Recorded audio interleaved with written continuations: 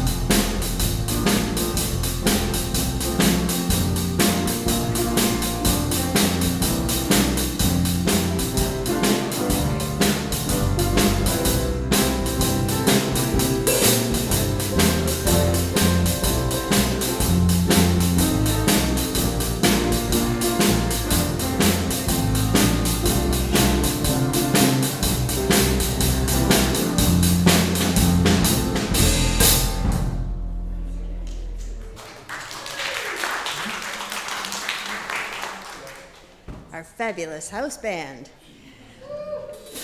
Good morning. Oh, you were so caught up in the music. Let's just try that one more time. Good morning. Good morning. Hey, I love that. I'm Reverend Michelle Buheit. I'm the minister of this congregation. My pronouns, which I offer to create a truly inclusive and brave space for all to live into the fullness of their identities, are she and her. I welcome each of you, seekers of connection, seekers of beauty, of clarity, and the myriad other gifts that can be found in a gathering such as ours. We are so glad that each one of you is here today. If you are a newcomer, we hope you'll keep coming back and make your spiritual home with us. For those who have already made UU Amherst your home, I hope you'll continue to challenge yourself, to grow, and to help us live out our aspirations of being beloved community. Please plan to join us after the service for coffee and conversation in the Emerson room, which is through the double doors right at the back of the chapel.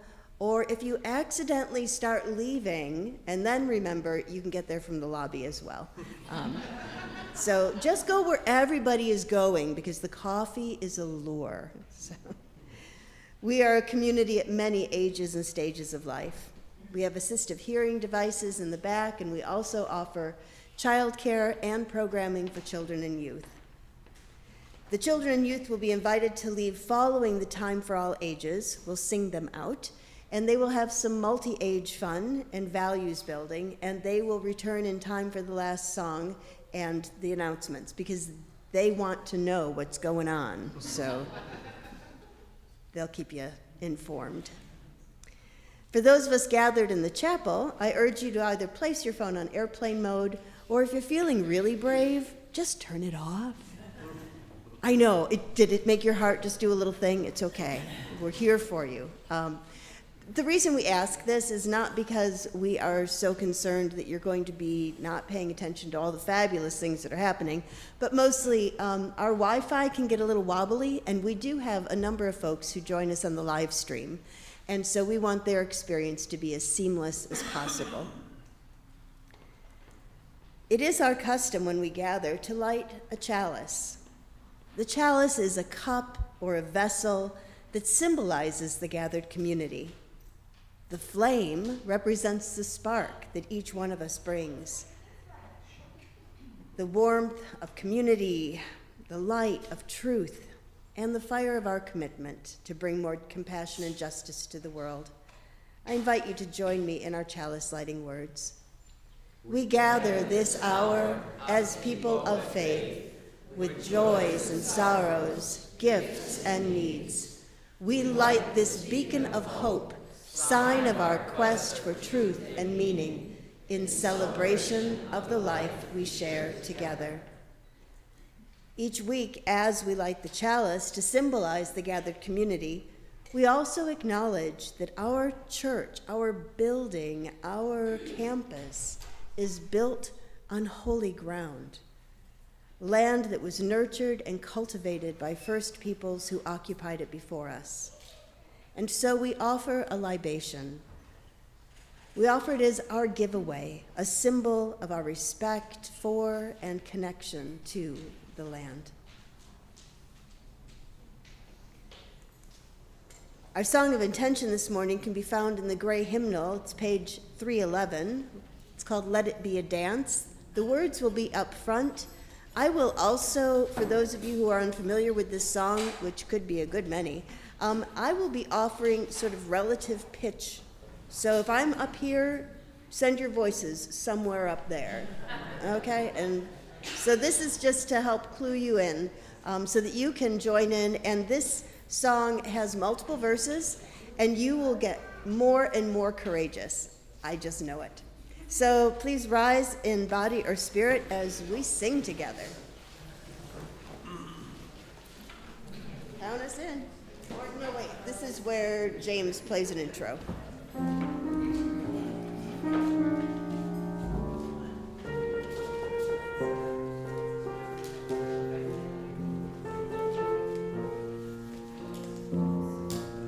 Let it be a dance we do.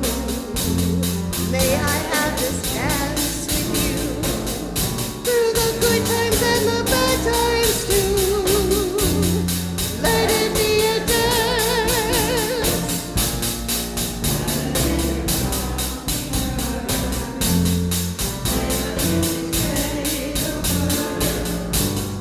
Fill the sky with sailing birds. Let it be a dance. Let it be a dance. Let it be a dance.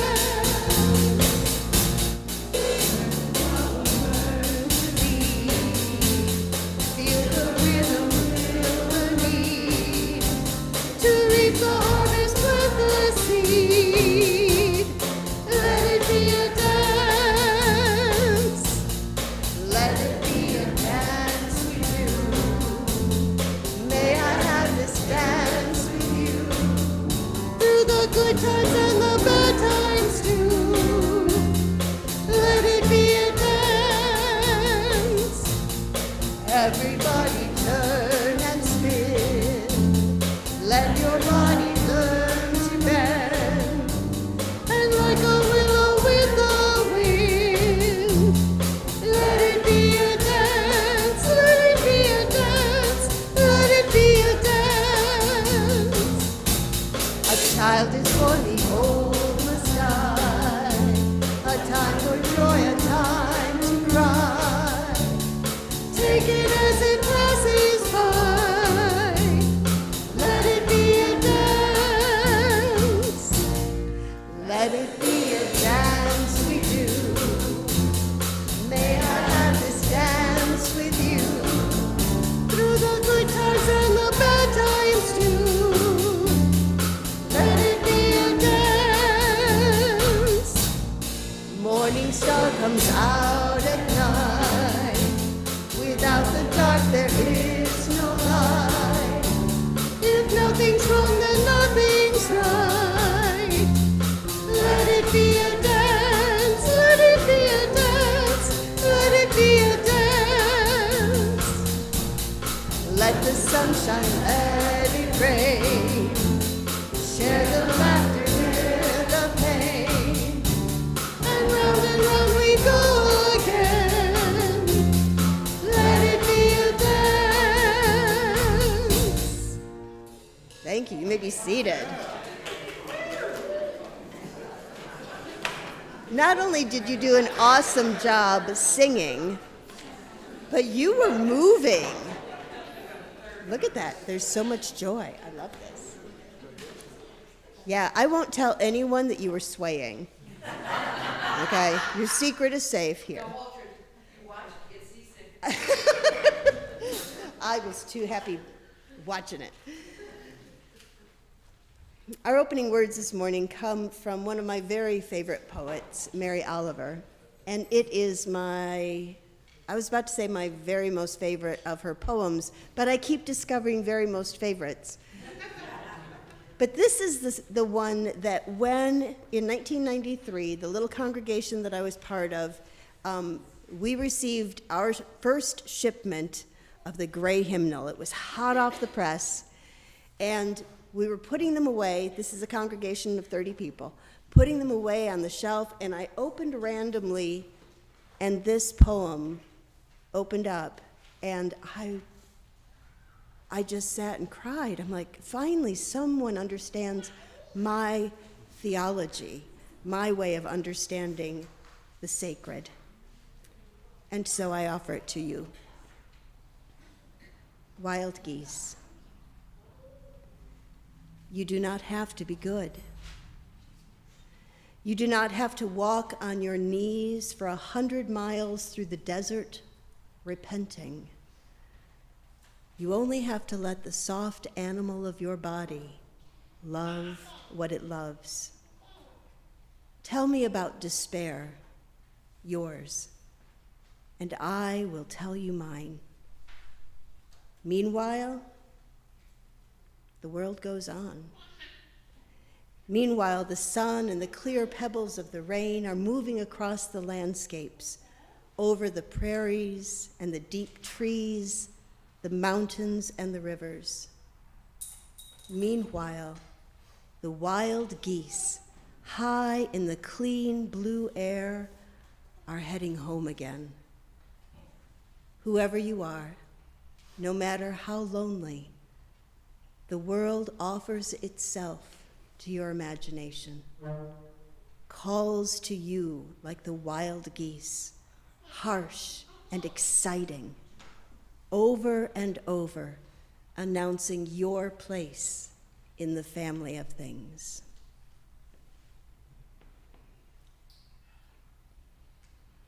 Our closing hymn, I feel like that's like a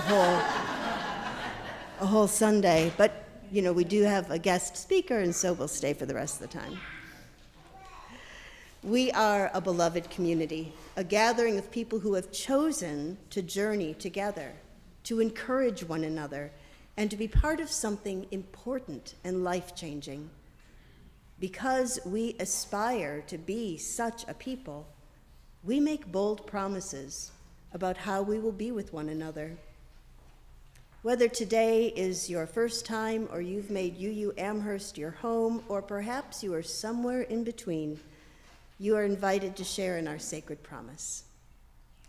Together we promise to gather in compassionate community, to celebrate diversity of thought and unity of spirit, and to seek wholeness for ourselves, our children, and our world.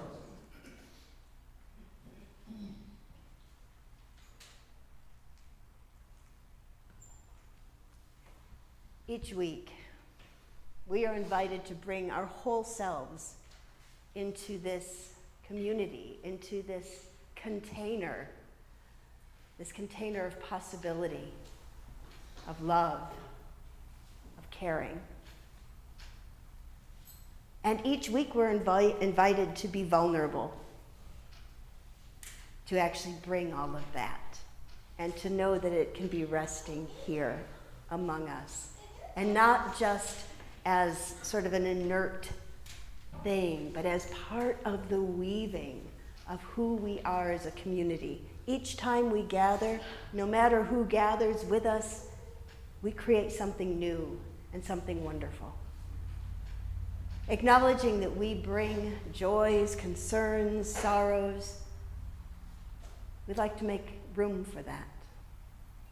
And so I invite you to come forward as you will, and to place a stone or a shell on the table labyrinth that is strategically placed in the heart of this community.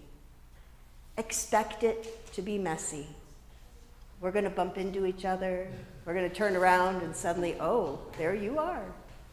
And that's part of the magic. So as the music plays, I invite you to come forward as you will.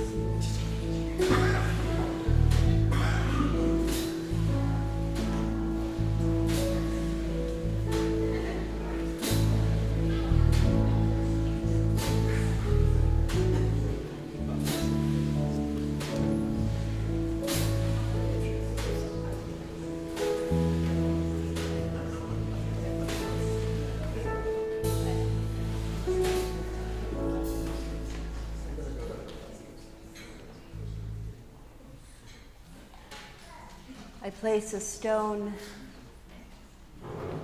in recognition of the pain of the world that we carry, even if you're like me and try to run past the news as quickly as possible. We still carry that. And so we make room for that. And we pray for peace and compassion and understanding.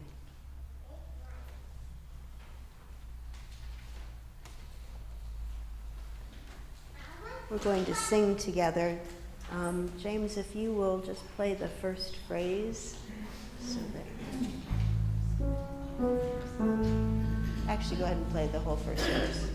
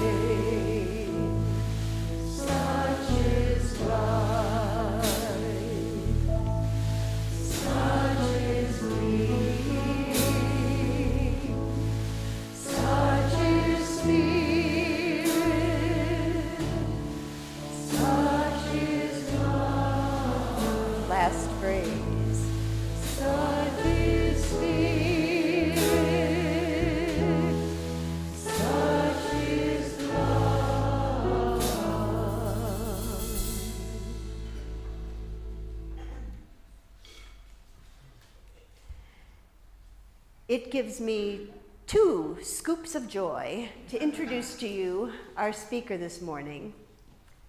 Linda Joy and I met Katie at the annual dinner of the Network of Religious Communities. Oh, that's the end of that sentence. Sorry, at the dinner Network of Religious Communities. That was in March. Katie was one of a panel of young women who shared about their religious faith and how it impacts their lives. After Katie spoke, Linda Joy and I looked at one another, raised our eyebrows, agreeing that we needed to speak with her after the event, and we invited her to come and speak here. Katie is a certified trauma specialist, a death doula, and a published author. She is also an engaging speaker and a pretty awesome human being. So that's just the first scoop of joy, but I promised you 2. So here's the second. Katie is our new director of faith development.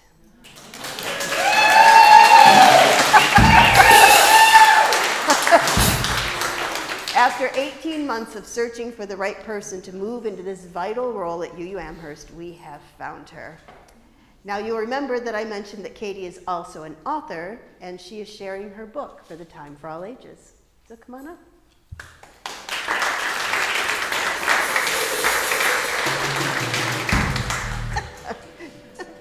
Take away his drumsticks. Good morning.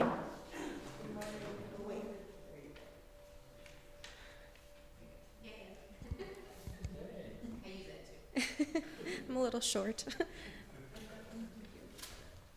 Thank you. This is called I'll See You in Your Dreams Tonight. Oh, little one, I know we can no longer hold each other's hands or hug, but what we have now is a special kind of love. Now we can meet in your dreams where we will have so much fun. Together we will play and laugh until you wake up with the sun. We can go on adventures like you've never had before, and sail the high seas to find whales, pirates, and more. We can even be astronauts with only our balloons. We'll float all the way up to space so you can see the moon. We can explore in the jungle and climb the tallest trees, hang out with the nice crocodiles and some funny monkeys. Or we can sit and talk and you can ask me questions. Even the dinosaurs next door will see our strong connection. We'll create new memories while we're out here in dreamland. We'll do all the things we couldn't do. I'll even do a handstand. You can tell me your secrets and I'll keep them safe. I'll promise I'll be here to listen. All you need is faith. You'll grow up so fast, but here for you I'll always stay. I can't wait to see it all and hear about your days. I might not always come around, but you should know that it's okay. I live in your heart, so we'll never have to part ways. At first, you might be sad when you wake up without me, but remember, you keep my memory alive when you talk about me. I know this time is hard, and I wish I could be by your side, but get some sleep, and I'll see you in your dreams tonight.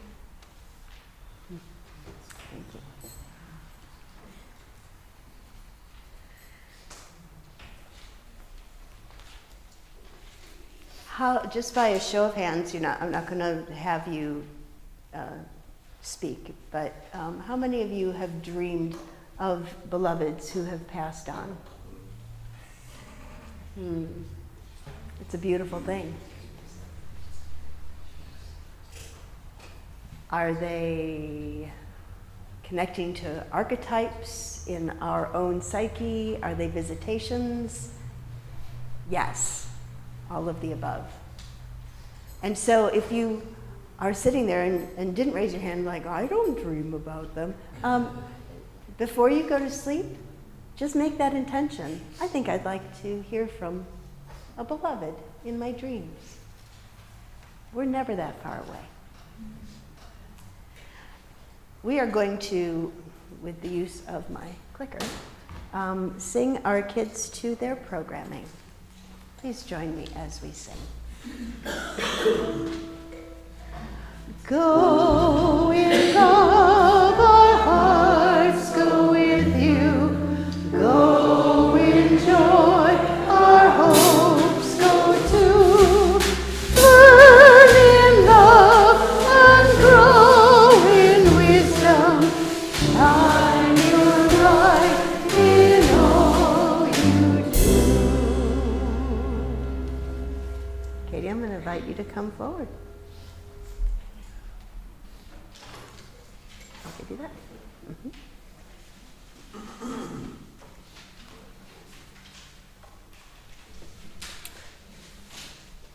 Hi there. As you already know, I'm Katie Cosgrove. My pronouns are she and her.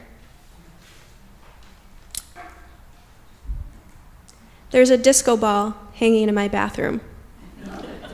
I moved into a new apartment recently, and to my surprise, I found this disco ball hanging against the lavender walls in my bathroom. My niece lived there before me, so I happened to ask her, "What is with the disco ball?"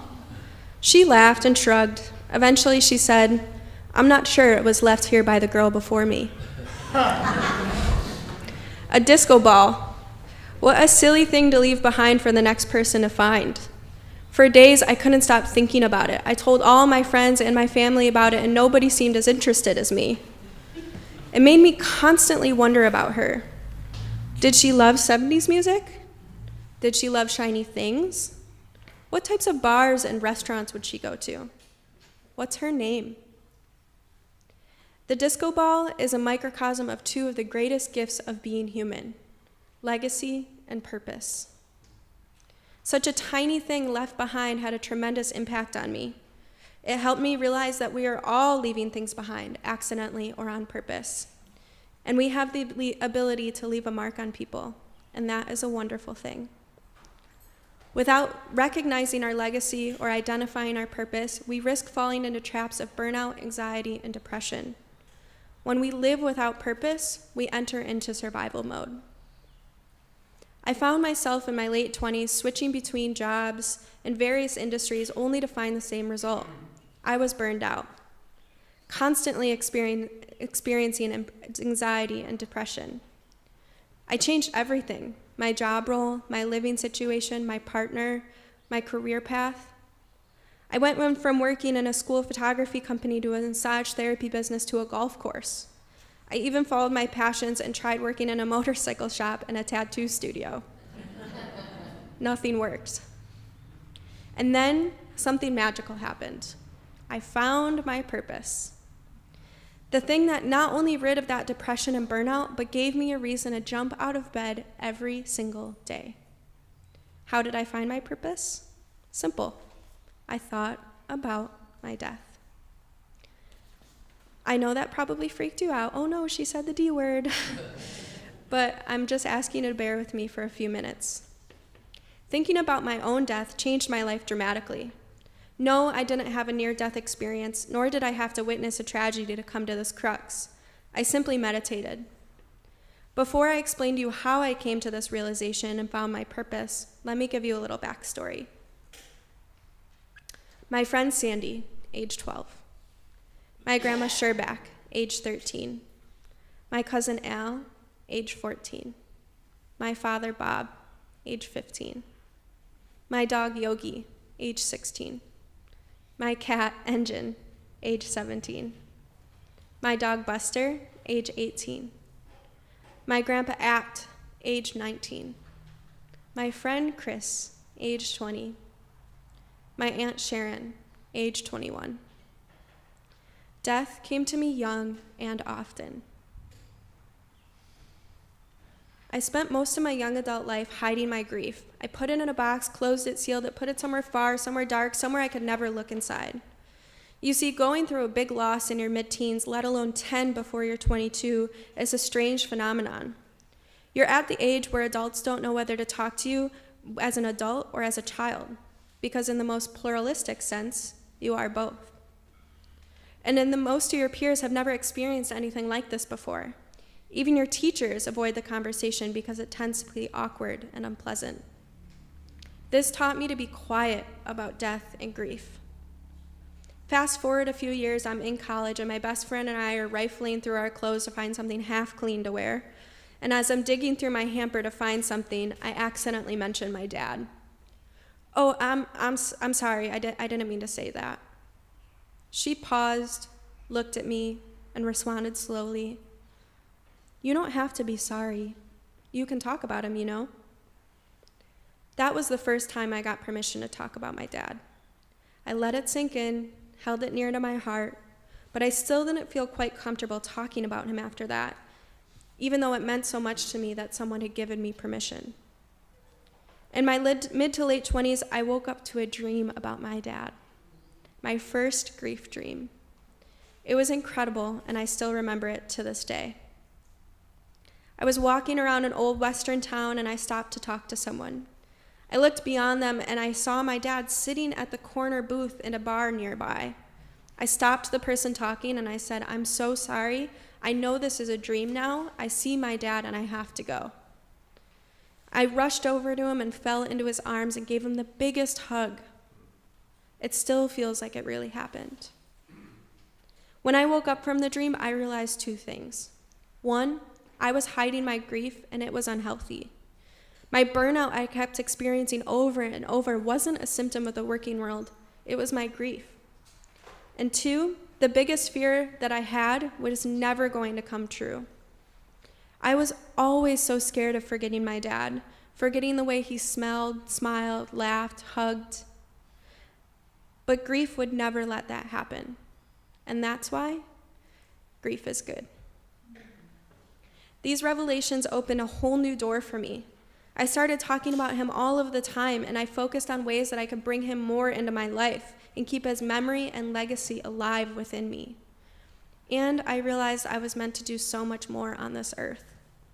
So I started to play with this and explore it.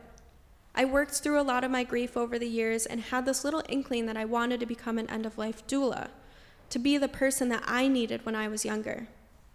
For those who don't know, an end-of-life doula helps with the final transition of life, making sure those about to transition and their loved ones are at peace, have said all of the things, have established legacy, and are comfortable. I wanted to immerse myself in the world to help me with my unresolved grief and honor that whisper in my head to become a death doula. But I had a lot of imposter syndrome. Eventually, I found this class called The Best 3 Months with Gabby Jimenez, which prepares you for the last 3 months of your life, whether you're dying or not. In the 7-week course, my cohort and I laughed, smiled, cried, vented, and healed together. It challenged my biases on death and showed me that preparing for the end of life is a beautiful gift you get to leave your loved ones. There was one exercise in particular that had a profound impact on me. As I go through this meditation, I just want you to know that you can stay present with me and not get lost in it. Gabby, the instructor, told us she was going to take us through a meditation. She advised us to get comfortable, lean back in our seats or sit down, and take a few deep breaths. As she led us into this space, she gently set the scene by saying, "You are lying on your deathbed right now." The panic started. How does it feel knowing you're dying? My heart rate increasing with every breath. Feels awful, to be honest. I'm not ready to die. Are there any things you didn't get to say or do? She prompted. So many. I'm overwhelmed by the thought of it. I never published a book. I didn't tell my family how much they meant to me. I didn't give enough back to the world. I'm going to be forgotten. Then, in my head, silence. I couldn't even tell you the rest of the meditation because I became completely enthralled by those feelings, fears, and regrets. As she guided us out, she asked us how we felt. I fought the urge to cry. And then she gave us a very important reminder.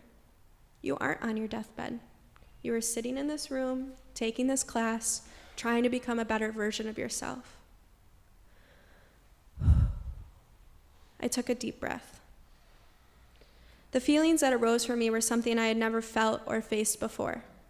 I realized how unhappy and unfulfilled I was. I realized I wasn't contributing to something that was really important to me, my own legacy, my disco ball. So I started making moves and opening my eyes to whatever would make me feel fulfilled. I prioritized whatever made me proud of myself, whether that was taking a step to become a death doula, publishing my book, or getting the door for a stranger. Slowly, I found that I was becoming the version of me I always wanted to be. I had adopted a pure heart and set out to live life in intention and purpose. After doing that exercise in the Best 3 Months class, I realized that my purpose was to help people feel more comfortable during change or transition. Once I came to the realization, I found the strength to overcome my imposter syndrome, pursue something I had been considering for years, and live out my purpose. I published my book, as I read today. I became a death doula, and I founded Grief is Good. I know you don't believe me that grief is good. That's okay. But I want to explain how I found gratitude, love, purpose, and more by exploring the most painful parts of my life. Yes, I have experienced a lot of death in life, but I'm speaking about so much more than that. Grief is all-encompassing, and it isn't just relevant when someone who has transitions. We can have grief at the loss of a job, friendship, relationship, identity, living situation, and more. When we feel grief, we feel grief when we don't use a bag of lettuce in time and have to throw the whole darn thing out. Although it's still grief, it's not always the same. When we explore these different avenues of grief, we start to see patterns in ourselves about how we react to losing things. We can also shift our outlook on grief and pain and start to see the silver linings and change. Reverend Michelle has been speaking about pluralism this month, so I want to recognize the effect that it has here. We can be grateful for all that we have, and at the same time be sad for all that we've lost. So although I'm talking about the good of grief, I do want to recognize and honor the pain and the hurt that we also experience. I spent almost 10 years not talking about my dad after he died, and I used to live with a lot of regret. As I said before, I was terrified of forgetting my dad, so much that I took up a career in photography at 17 in hopes of leaving memories for people so they don't forget the most important memories along the way. Luckily for me, grief never goes away or lets us forget. It morphs, shifts, and becomes different things, but it never leaves us. And I believe it or not, that's a great thing. That's partly why grief is good. We don't forget our loved ones because grief reminds us. Even with avoiding talking about my dad all of those years, I still never forgot the stories, his sound of his voice, or the way that he smelled in the morning. Grief is good because it lets us remember. Grief is good because it illuminates our capacity to love. Grief is just love that has nowhere to go. The ability to feel something so deep and raw is a beautiful thing, reminding us of how sentient we are and how vast our emotional landscape truly is. Grief is good because it allows us to make memories with loved ones who are no longer here. Shockingly, I used to despise Father's Day. Every year I would dread it. I have a living grandfather who I've always felt so bad for because I was just so miserable on his day. And then I met someone who also lost their dad. We happened to be together on Father's Day one year, and we were away from our families on the other coast, so we decided that we would do something to honor our dads. We decided that we would have burnt everything bagels and cream cheese for my dad. Yes, he did burn them every time. No, he did not mean to. And we would have kiwis for his dad because whenever him or his brothers would complain about eating something new, his dad would exclaim, "It tastes just like a kiwi." So we started this new tradition, and I have to tell you, it's wonderful. It actually makes me look forward to Father's Day instead of dreading it, and that's an incredible juxtaposition. You can make memories a variety of different ways. My family and I organize what we call Papa Stock once a year, or we try to. Life sometimes gets in the way. We invite the entire extended family and some close friends to come play games, have fun, and enjoy each other's presence, just as my dad, Papa, would have wanted. It always falls around his birthday, August 20th, and is a reminder of just how much love he has instilled in all of us. Another way I've found in creating new memories is carving out time to talk with my dad. You see, I hate doing the dishes. It is not an enjoyable task for me, and it is something I avoid at all costs.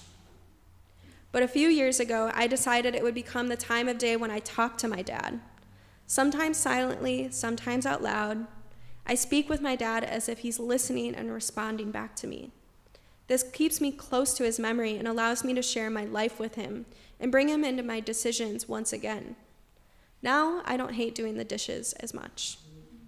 All of these examples are just to get you started. The most important thing is making the choice to include your loved one in new memories. And there's one last way you can do that. I'm sure you all can guess. Through dreams. Dreams are excellent ways of making new memories for loved ones. In dreams, we can find resolution, solace that our loved ones are near, and hope that we can bring into our everyday lives, knowing we still have connections to our people. I lost my friend Bill a few months ago. My friends always made fun of him in the most lighthearted way, and especially when he ordered 1 million drinks at the same time. You see, we'd go out for breakfast and he'd just have to have a Diet Coke, a water, an orange juice, a coffee, and maybe sometimes a mystery beverage just to spice up the day. I thought this was the most peculiar thing. It always intrigued me and honestly had a pretty strange impact on me.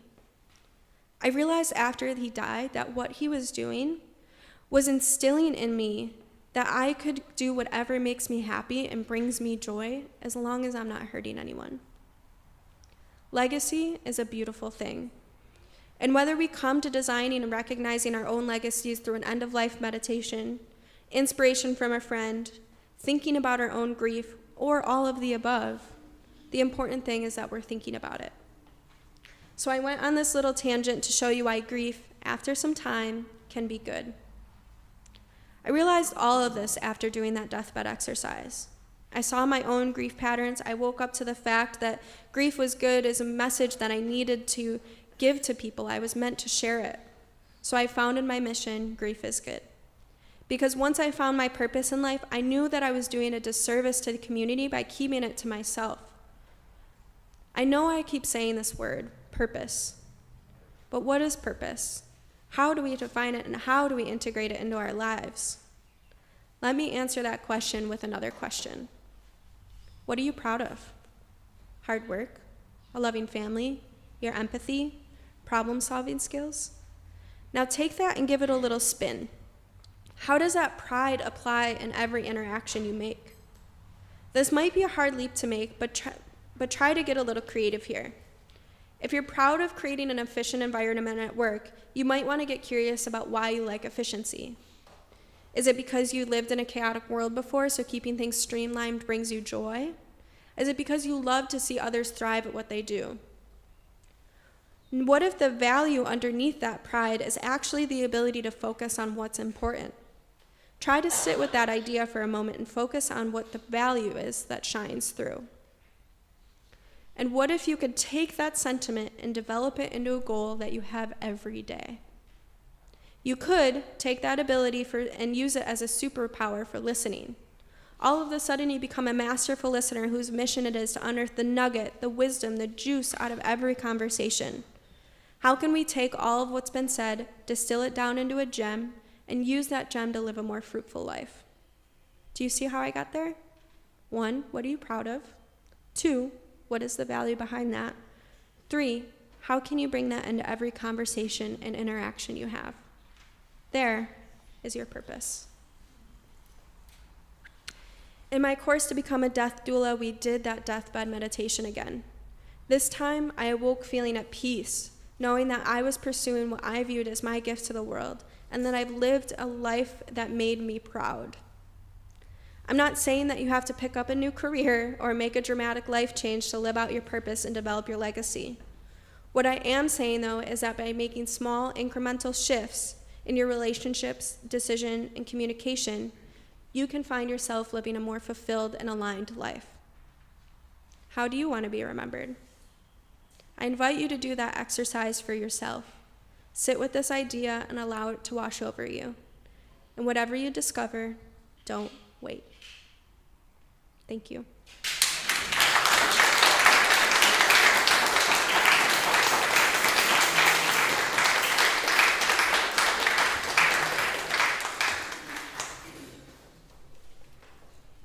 Wow. Our song and response can be found in the gray hymnal. It's page 101, Abide with Me. We will just sing one verse. I invite you to rise in body or spirit as we sing together.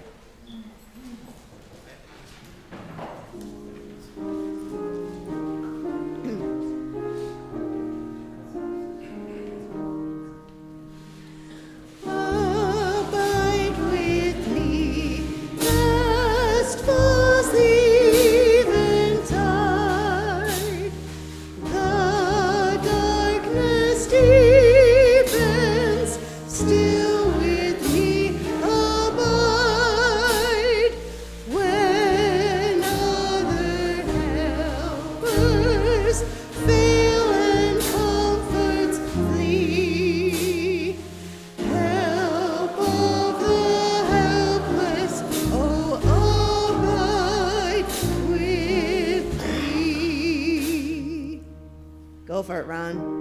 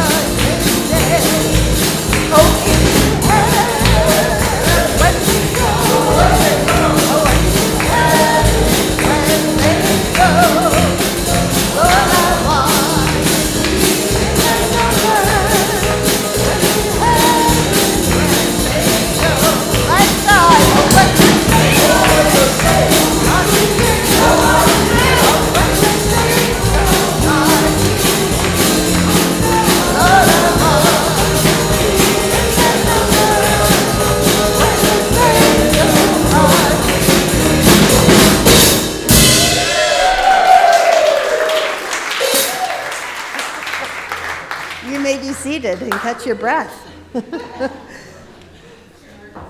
Oh, that was fun. It's going to be another minute. It's going to be just a minute before we do that. Thanks. I know, you're so excited. Go ahead and have a seat. It's going to be a long minute, a Michelle minute. Making time for an offering of gifts and pledges is an act of faith. An opportunity for us to acknowledge the good and the hardships in our lives. Not everyone has the means to give financially, while others give out of their abundance. We might make a point to give at church, or we might give in other ways. Checks in the mail, automatic bank deductions, online. I'm not here to tell you that God loves a cheerful giver, or has any opinions, really, about the many ways that we contribute our time and talent. Because my job is to tell you the truth, and that is something I don't know for sure. This congregation exists because of you. The acts of service that you engage in, and your generous contributions. We do not receive funds from the National Association. Every aspect of congregational life, including staffing, is made possible because of the generosity of members and friends. That's you. Even the offering is made possible by you. I have 4 baskets. Excellent, Kim Diana. Come on up. And we have 1 usher and 1 volunteer so far.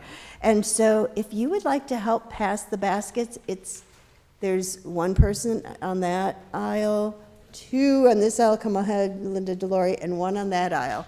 So Marjorie, come and join us as the usher. Sure. Perfect, perfect. Oh, no. Huh? Just start here and just pass and then head back. Yeah. Okay, music.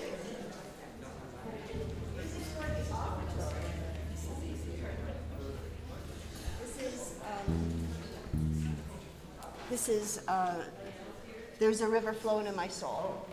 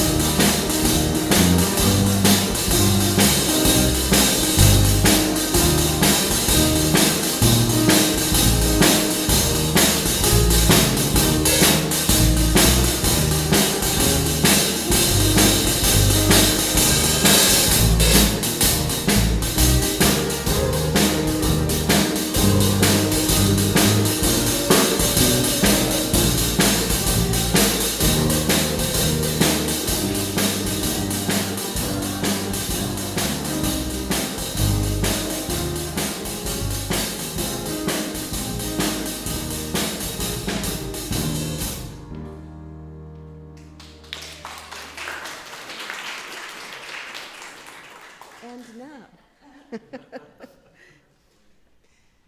please join me in our extinguishing words.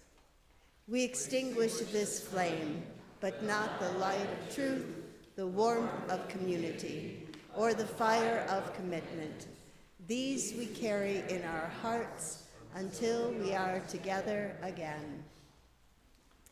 As our service draws to an end, our service to the world is ready to begin. So let me tell you about some of the opportunities to connect and serve in the days to come.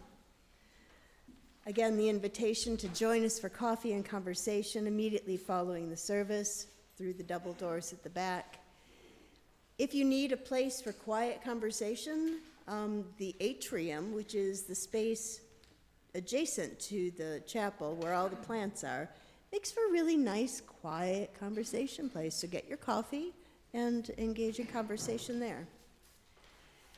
At noon today, there will be an optional interactive workshop, Meet, Join, and Belong, Forming Intentional Community, led by, me, and sponsored by the Leadership Development and Nominating Committee. It will be held in the new meeting room in the administrative wing, which if you were to go directly out the doors to the lobby, you'd go left. I know left. I was trying to figure out how many footsteps, because otherwise you'll end up in the bathrooms. If you turn left too soon, there you are. But if you take 10 extra steps, big steps, and take a left, thank you, you will enter the new administrative wing. And so it's down there, and there's a sign on the door that indicates how to get there. So at 11:55, I will be coming through the coffee hour, ringing my chime. Listen for this. Only I will be really ringing it, because there will be all kinds of conversation that I will be trying to be heard over. But I'll be there to help guide you if you would like to participate. And if you're not sure if you'd like to participate, you are welcome to come, take a glance, and then make your decision then. What is it about? Well, that's a secret.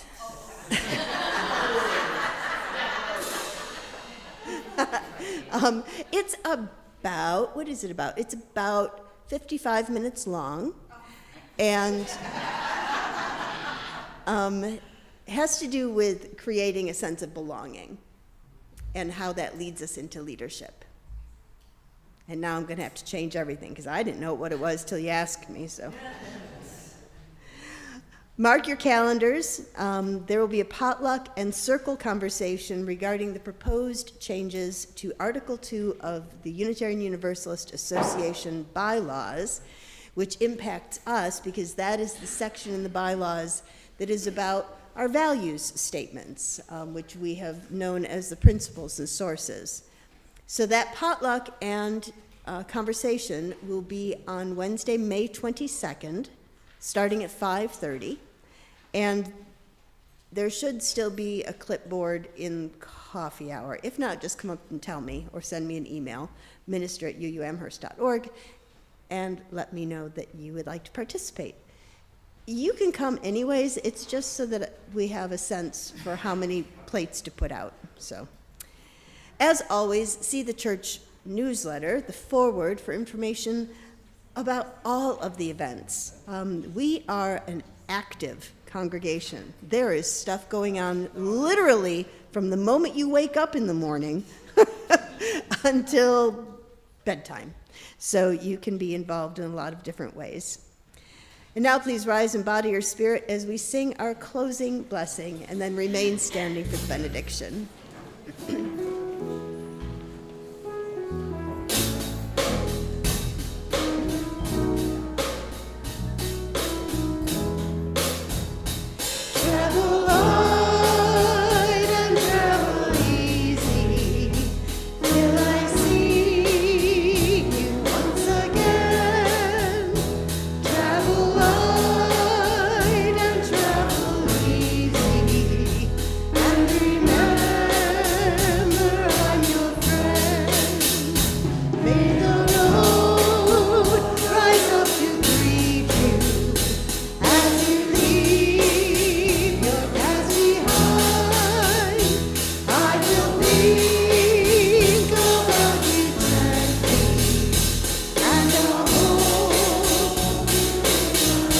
Twinkle your eyes at one another. Travel light and travel easy till I see you once again.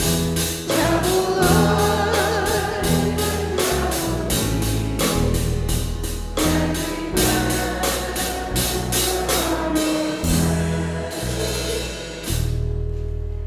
May the love which overcomes all difference, which heals all wounds, which puts to flight all fears, which reconciles all who are separated, be in us and among us, now and always.